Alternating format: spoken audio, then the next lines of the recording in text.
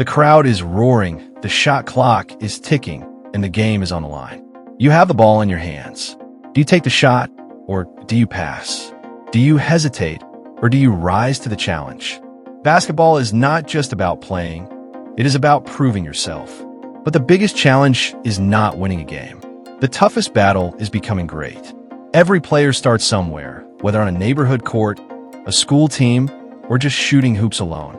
At first, the game feels simple: dribble, pass, shoot. But as you improve, so does the competition. Suddenly, defenders are quicker, the pace is faster, and mistakes cost more. It is here that the real test begins. Many players work hard to improve their skills. They spend hours practicing jump shots, perfecting their footwork, and building their strength. But effort alone is not enough. The real challenge is consistency, performing at your best every single time. One great game means nothing if you cannot do it again. Winning this challenge requires more than just talent. It takes dedication, discipline, and a strong mindset. What do you think is harder, staying consistent or staying motivated? Share your thoughts in the comments. The difference between good and great. Reaching a decent level in basketball is not impossible. With practice and effort, anyone can become a solid player. But going from good to great, that is a different story. This leap is the toughest challenge of all. A good player can score, pass, and defend well. They understand the basics and can hold their own in a game. But great player? They dominate. They control the tempo, make smart decisions under pressure, and elevate their teammates. They do not just react to the game, they dictate it. The difference is in the details: how well they read plays, how fast they adjust, and how much they improve every day. NBA stars who took the challenge. The NBA is full of players who were once just good, but only a few took the challenge and became legends.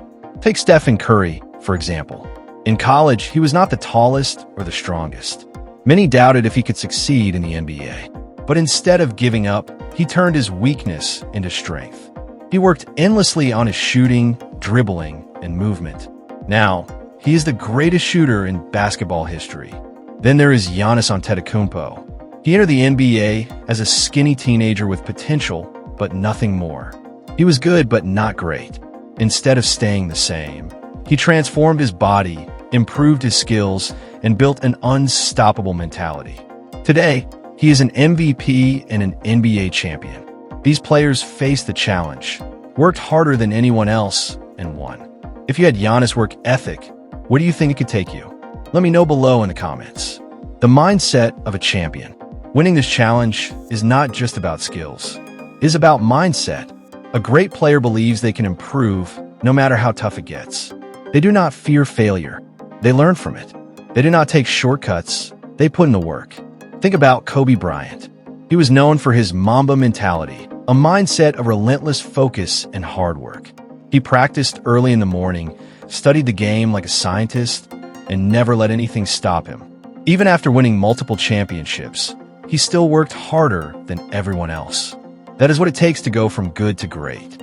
A great mindset is the first step, but now comes the real question. How do you turn that mindset into action? Wanting to be great is one thing, but actually playing with full effort every time is where many players fail. The biggest challenge in basketball is not just about talent. It is about playing hard, every play, every game, no matter what. The effort you think you give versus the effort you actually give. Most players believe they already play hard. They sprint when needed, they defend, and they hustle for loose balls. But what if they're not playing as hard as they think? The truth is that a player's idea of hard work is often far from their actual best effort. One way to prove this is by pushing players past what they believe is possible. A simple test is a timed full-court layup drill. Ask a player how many layups they think they can make in 2 minutes. Maybe they say 50 or 60. Now put them to the test. Set a clock, make them run, and count their makes. Most players reach their goals and feel satisfied. But the challenge is not over. Immediately after, raise the number by 4 to 6 and have them do it again. Suddenly, they have to push harder, run faster, and stay focused. And most of the time, they meet the new goal too. This proves an important lesson. What feels like maximum effort is often not even close. Players have more to give, but they need to be shown that pushing beyond their limits is possible. From good to great. Once a player understands they have more to give, the next step is getting them to believe in something bigger. Hard work is not just about running faster. It is about pushing yourself to a point where most would quit and finding a way to keep going. A great drill to build this belief is the 4v3 defensive shell drill. In this drill, 4 offensive players pass the ball around, while 3 defenders try to stop them. The challenge? The defenders are outnumbered. They must communicate, rotate quickly, and rely on each other to succeed. At first, the offense stays still, just passing. Then they add movement. Then they can cut to the basket. Each step makes it harder for the defense, forcing them to push their limits. After a few rounds, the defenders will tell you how tough it is. That is when you add the 4th defender. Now, it is 4v4. But here is the lesson. The effort does not change. What changes are the impacts of that effort. With one more player working just as hard, the defense suddenly becomes stronger. This teaches players that the more they give, the more their team benefits. Hard work must become a habit. Playing hard in one drill or one game is easy. The real challenge is making a habit. Hard work cannot be a once-in-a-while thing. It has to be something players do automatically every time they step on the court. The best way to build this habit is to add difficulty to even the simplest drills. Take layups, for example. A normal warm-up drill does not challenge players, but if you turn it into a full-court partner layup drill, everything changes.